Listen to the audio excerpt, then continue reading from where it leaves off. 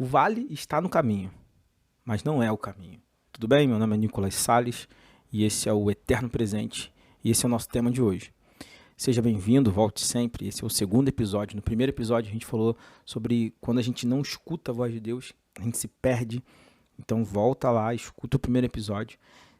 O Eterno Presente é um podcast com o objetivo de refletir a nossa vida com Deus.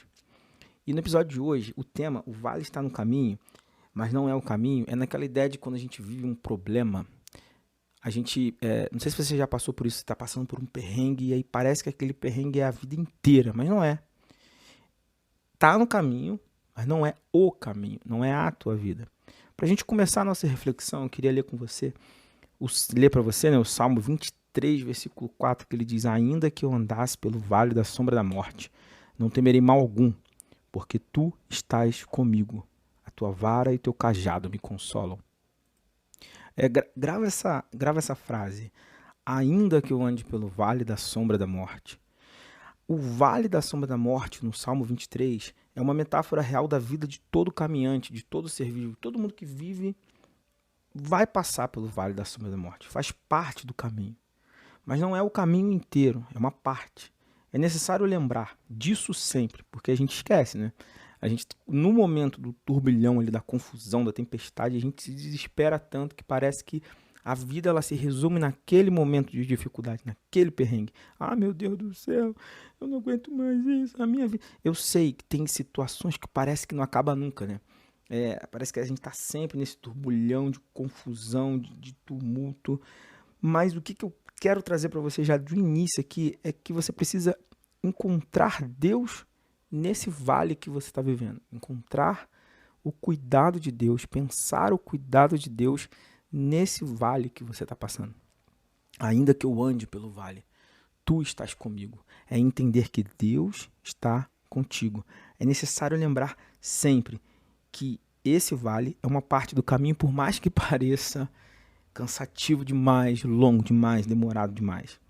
Porque às vezes com a dor, o sofrimento, as cargas do percurso, vamos nos esquecendo.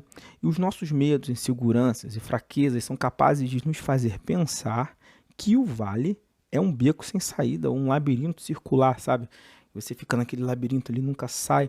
Ou que nem aquele hamster que anda naquelas rodinhas na gaiola e ele parece que ele andou quilômetros, mas na verdade ele está no mesmo lugar rodando dentro daquela rodinha que eu não sei o nome lá da gaiola lá que o hamster fica. Não estou falando que você é um hamster, não é isso.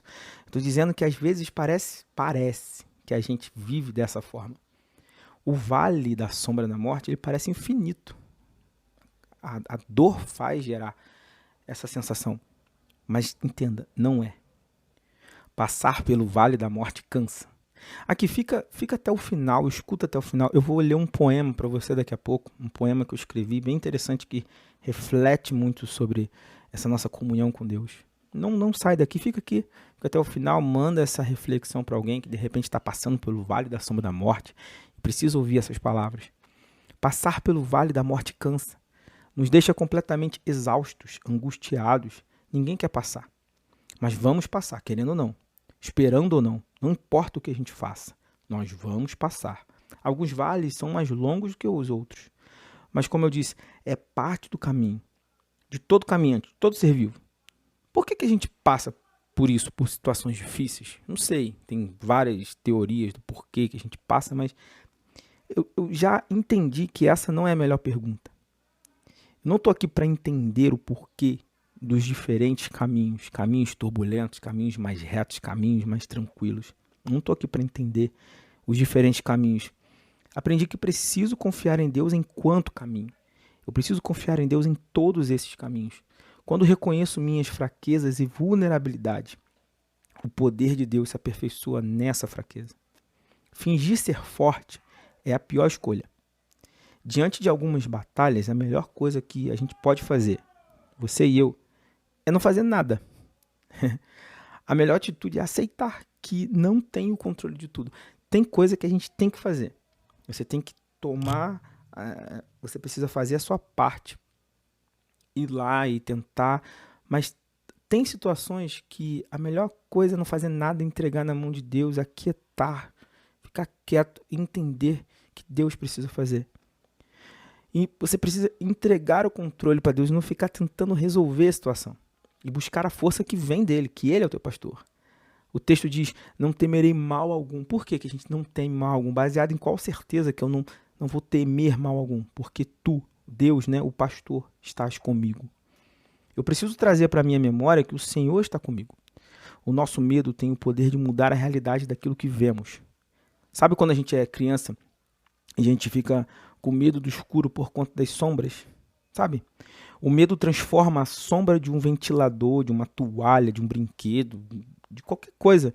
O medo transforma aquilo em monstro. A gente olha para a sombra da toalha, do ventilador, quando a gente é criança, está com medo, a gente vê um monstro. Pior monstro que existe. Faz a gente se esquecer que aquilo é uma toalha, ou que é um brinquedo, ou que é um ventilador. Os nossos pais vão no quarto e dizem, é só uma sombra, pode dormir, não é monstro, fica tranquilo, o monstro não existe. Ao confiar na palavra dos nossos pais, sobre as sombras, nosso medo vai passar e os nossos olhos vão enxergar a realidade. O mesmo acontece quando passamos pelo vale da sombra da morte. Tem uma frase da Corrie ten Boom, que ela ajudou, né, judeus, ela sofreu na questão do nazismo, ela é uma escritora. Ela tem uma frase que ela fala assim, a fé é como um radar que vê através da névoa a realidade das coisas. Há uma distância que o olho humano não consegue ver. É muito interessante essa frase, porque a fé faz a gente enxergar as coisas do jeito que as coisas deveriam ser vistas, entendeu? Pensa nessa frase, ó. Vou ler de novo. A fé é como um radar que vê através da névoa a realidade das coisas. Há uma distância que o olho humano não consegue ver. Ainda no Salmo 23, no versículo 4, ele fala, a tua vara e teu cajado me consolam. Ele nos protege, nos sustenta, nos orienta, nos guia. Meu conforto vem da presença do Senhor. Viver não é fácil, não adianta, não é fácil. Tenho passado por alguns vales e acredito que você também passa por vales. Tem passado por vales. Se não está passando, vai passar. E a gente se sente cansado às vezes, sabe? Perdido, cansado, que não queremos mais caminhar, não, já chega. Já tentou correr? As pessoas que correm 5 horas da manhã, que acorda, eu não vou correr. Cara, é difícil se você não estiver acostumado a correr ou caminhar. Mas a gente não pode parar. Não podemos parar justamente no vale da sombra da morte. Vou parar justamente agora no perrengue? Não. Precisamos passar por ele. Repito, o vale da morte está no caminho, mas não é o caminho. Vamos passar e ele vai ficar para trás. No vale eu choro, clamo, grito, me desespero, mas eu sei que Deus está comigo. Então ele me consola. Lembrando, fica aí, não desliga. Escuta a reflexão, Deus vai falar com você. Está falando com você, acredito. E eu vou ler um poema no final e manda essa mensagem para alguém e escuta o episódio número 1 também. Pensa nessa frase, tua vara e teu cajado me consolam. Nessa frase, a palavra vara, né, traduz do hebraico shebet, que nesse contexto significa o bordão, cetro, bastão. Isso quer dizer que na frase o salmista se refere ao bastão usado pelos pastores de rebanhos para combater animais selvagens. Nesse sentido, a vara era o principal instrumento de proteção.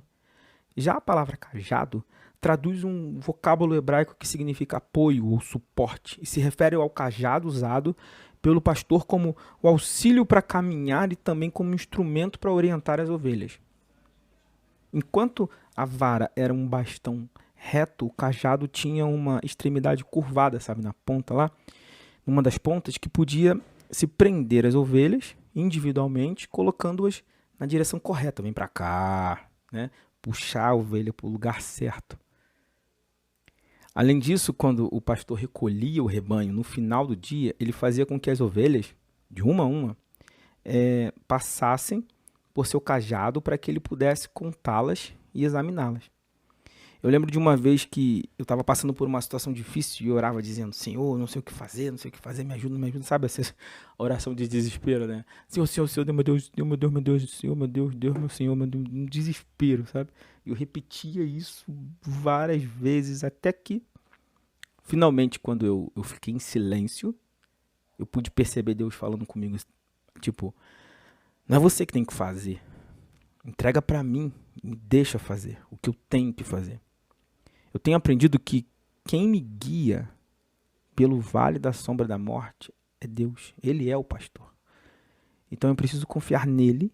Jesus Cristo de Nazaré é o caminho e não o vale. De novo, Jesus é o caminho e não é o vale da morte que é o meu caminho. Ele está lá. Ele tá no caminho, eu vou passar por ele, mas não é o caminho.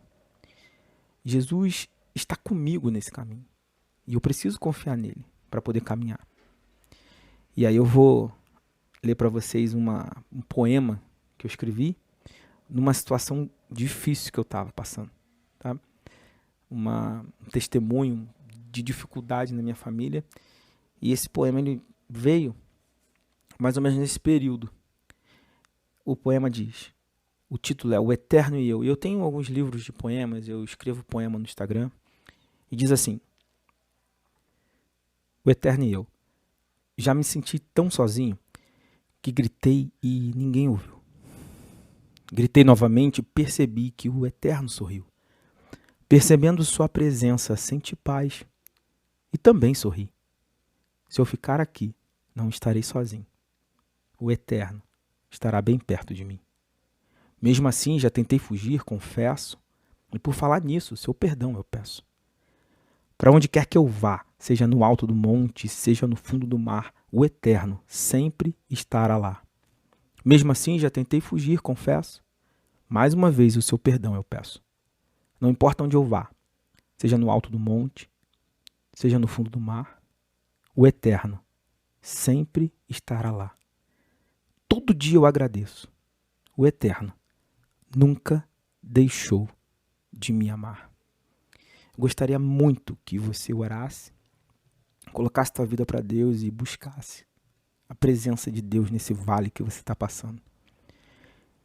E compartilhe essa mensagem com alguém, com algum amigo. Com certeza alguém precisa ouvir. Fica na paz, viva com Deus e pense no Eterno que está presente na tua vida. Perceba a presença do Deus Eterno no seu presente. Fica na paz, viva com Deus, renove sua mente. Valeu, pessoal.